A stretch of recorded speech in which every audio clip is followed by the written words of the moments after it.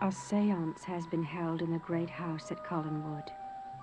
A séance which has suspended time and space and sent one woman on an uncertain and frightening journey into the past, back to the year 1795.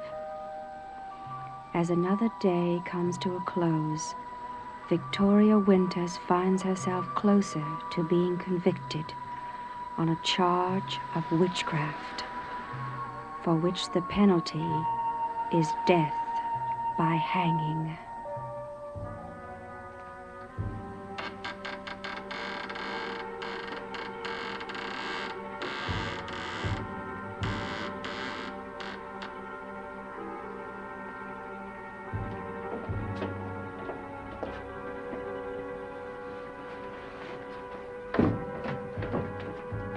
Barnabas.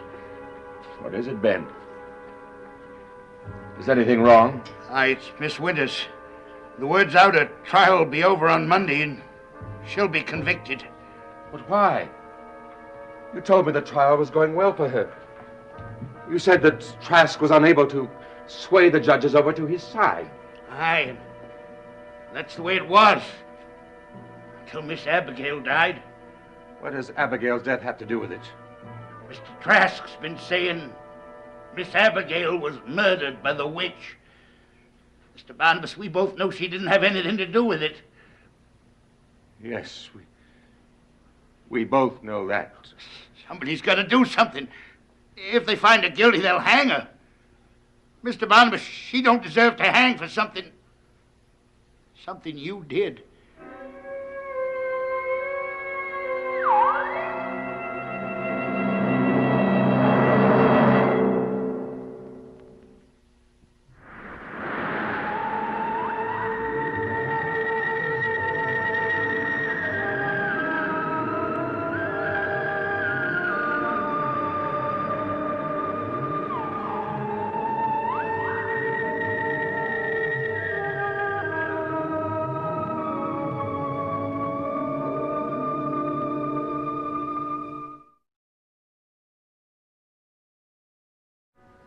I never dreamed that Abigail's death would be blamed on Miss Winters.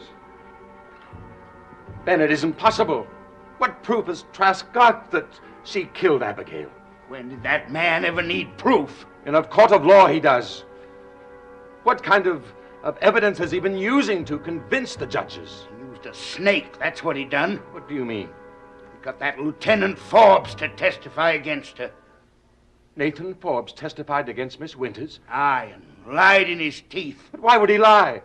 I don't know. But every word he said was damaging to her. You're right, Ben. Something must be done to help Miss Winters. But what? You can't go into that courtroom and testify for her. I know. But you can and you must. Me? Mr. Barnabas. You're the one and only person who can go into that courtroom and tell the whole truth. What do you mean, the whole truth? Only a complete revelation of the truth will save her. You must tell the court about Angelique, about how she practiced her witchcraft on my family. Sorry, Mr. Barnabas, but I can't do it. And what choice do you have? If you don't do it, well, then Miss Winters is going to hang. I want to help the girl as much as you do, but I won't be able to. Why not? Angelique, she won't let me. She'll never let me tell the truth about her. She cannot stop you from telling it. She can. She's done it before. Once when I tried to warn you about it, and again when I tried to tell Miss Abigail. Both times I was struck mute. I wanted to speak out, but I couldn't. Besides, it ain't just Angelique I'm scared of. It's your father, too. I don't want him to send me back to prison, Mr. Barnabas. Ben, if you go in there and tell the truth, my father will be grateful to you. He's never been grateful to me for anything before. He will be now, I promise you. You make it sound like there wasn't anything to it, like I'd just go in there and speak my piece and everybody'd believe what I said. But it won't be that easy. Why not? Mr. Trask, you'll tell the court I'm a convict. Maybe then they won't believe a word I say. Trask cannot prevent you from taking the stand.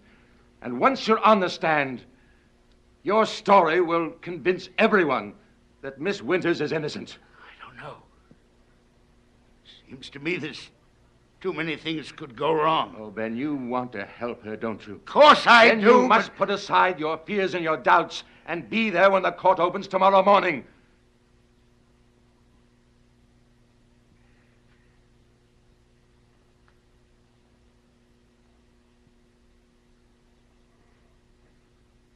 Tomorrow morning, Ben.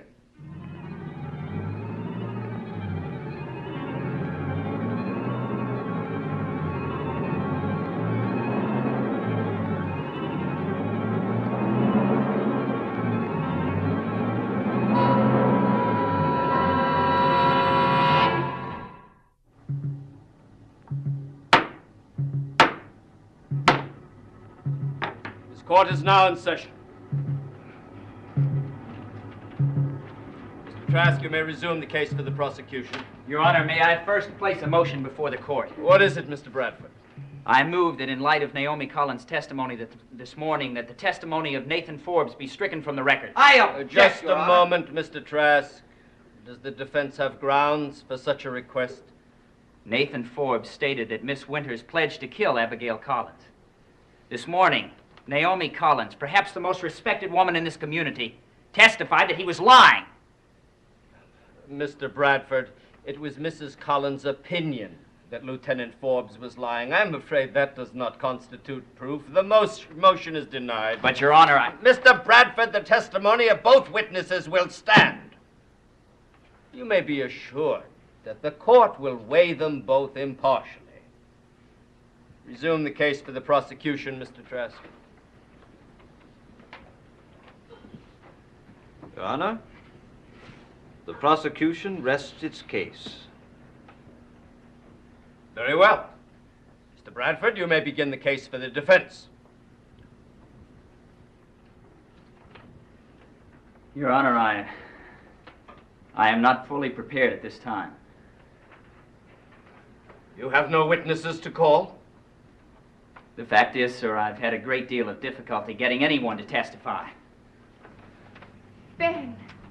Your Honor, may I have a moment of consultation before I present my case? I object, Your Honor. The time for consultation is... Whenever the court says it is. Objection overruled.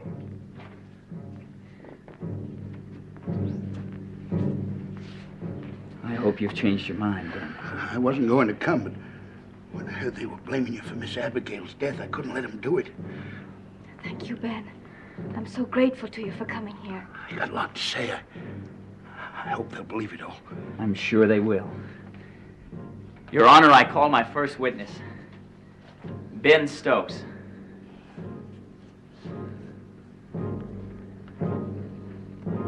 Raise your right hand. You swear to tell the truth, the whole truth, and nothing but the truth, so help you God? I do.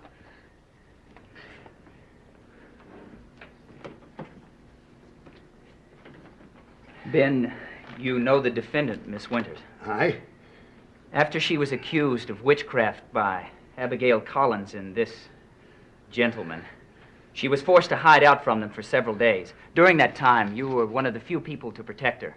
That's correct, isn't it? It is. Why did you do that? Because I knew she was innocent. She wasn't a witch then, she ain't one now. Your Honor, I would point out to the court that this man has a prison record.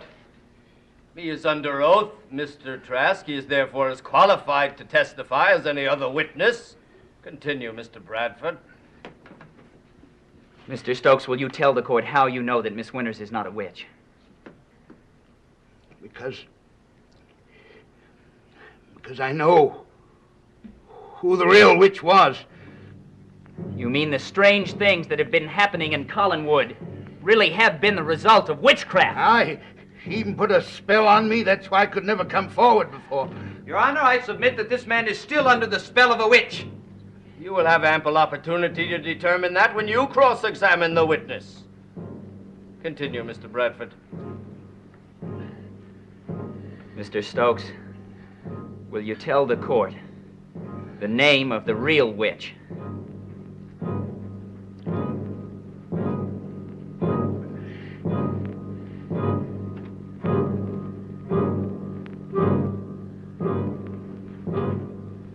Mr. Stokes, speak up, please. Speak up. It was Angelique Collins. She was the witch.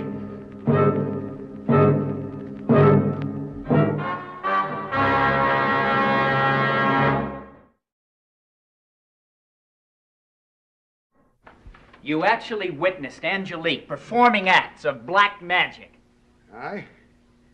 She even forced me to help her. Will you explain that? She made me go into Mr. Jeremiah's room and get a lock of hair. What for? She made a potion of it. Then she put Mr. Jeremiah and Miss Josette under a spell. How do you know what her reason was for putting them under a spell? She wanted Miss Josette to be unfaithful to Mr. Barnabas. Why? Because she was in love with Mr. Barnabas and she wanted him for herself. And in the end, she got him, didn't she? Aye. She got him. Your Honor, I call the court's attention to certain facts. Josette Dupre came to Collinwood to marry Barnabas Collins. But after she arrived, she suddenly, for no apparent reason, decided to run away and marry a man she hardly knew, Jeremiah Collins. It is clear now that she was acting under the spell of a witch. It is equally clear that Miss Winters had nothing to gain by these actions. But Angelique had everything to gain. And in the end, she got what she was after. She married Barnabas Collins. Your Honor, I've been looking all along for a reason behind the witchcraft which has occurred. Now that I've found it, I ask that the case against Victoria Winters be dismissed. The court cannot entertain such a motion until the witness has been cross-examined. Have you finished your own examination? Yes, Your Honor. Return, please, to your desk. Mr. Trask. Mr. Stokes, you have testified that it was Angelique Collins who performed acts of witchcraft at Collinwood? That's right. If you are so certain of that, perhaps you can tell us where we can find Angelique Collins now. I don't know what you mean. What has happened to Angelique? Where is she? I don't know. You must know. You said you were under her spell. I was, but... But what? But I ain't anymore. Why not? How could you get out from under the spell of a witch? Well, it must have happened after she... After she what, Mr. Stokes? After she went away. You mean Angelique Collins is no longer in this community? That's right. Where did she go? I don't know. All right, then. When did she leave? The day after Mr. Barnabas left for England. You're quite certain of that? Aye. And how long ago did Barnabas Collins leave for England? It was more than a month ago. Your Honor, I submit that the testimony of this witness has been nothing but a series of lies. I object to that. Mr. Trask, would you kindly explain your statement to the court? The witness first claims that Angelique Collins is the witch. He then tells us that Angelique left this community more than a month ago. But the fact is, Your Honor, that acts of witchcraft have continued. Indeed, they have been intensified since that time. 3 more members of the Collins family have died since then. The town of Collinsport has been subjected to a wave of violence and evil. These acts were committed by one who is still among us. They were committed by the defendant, Victoria Winters. No! No, that ain't true. Miss Winters is innocent. It was Angelique. She was the one who caused all the suffering. I seen her do it. I was there when she turned Joshua Collins into a cat. She was the one who stuck pins into Miss Sarah's doll and made the poor child sick and finally killed her. It wasn't Miss Winters, it was Angelique.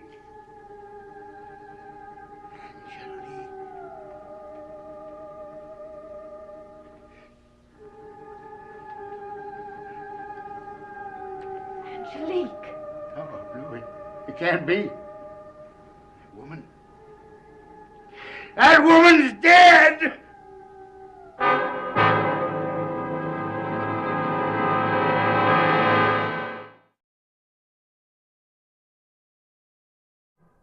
Your Honor, the witness has obviously taken leave of his senses. I tell you, she's dead.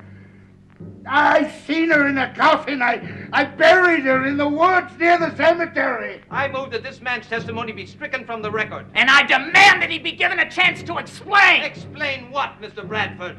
On the one hand, he tells us that Angelique Collins has left Collinsport. And when the lady makes an unexpected appearance in the court, he makes the ridiculous statement that she is dead. She is dead, I swear it. She died in the mausoleum at Collinwood. I was there when it happened. Silence! The motion is granted. The witness will leave the courtroom. But, Your Honor, you must give him a... Mr. Bradford, the witness will do as ordered. Your Honor, before Mr. Bradford resumes his case, I have a request to make. What is it? In view of the incredible statements by the last witness, I ask that Angelique Collins be allowed to take the stand. Does the defense have any objection? Your Honor, I would like a moment with my client. You may.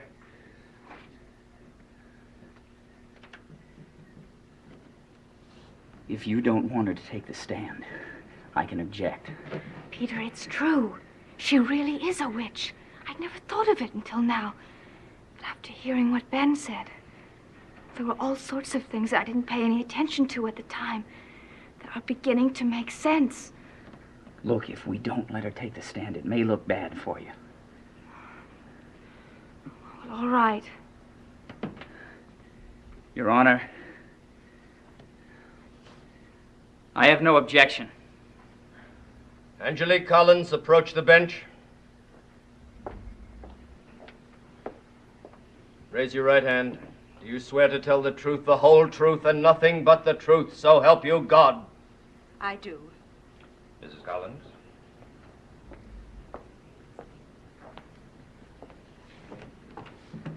I have only a few questions, Mrs. Collins. You know the defendant, Victoria Winters, do you not? Yes, I do.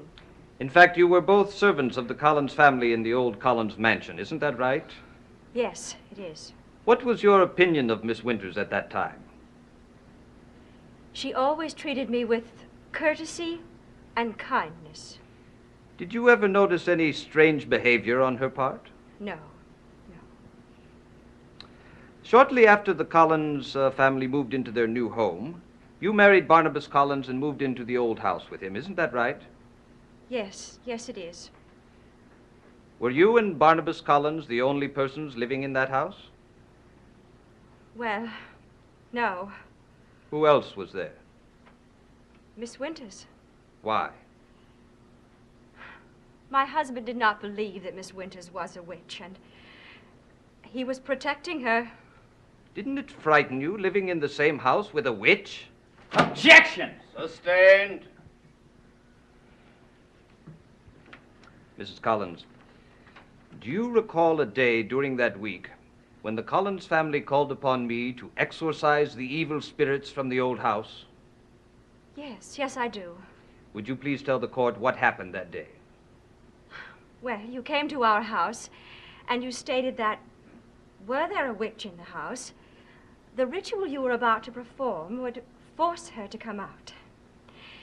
You began to perform this ritual. And where were you at that time? I was upstairs in the master bedroom.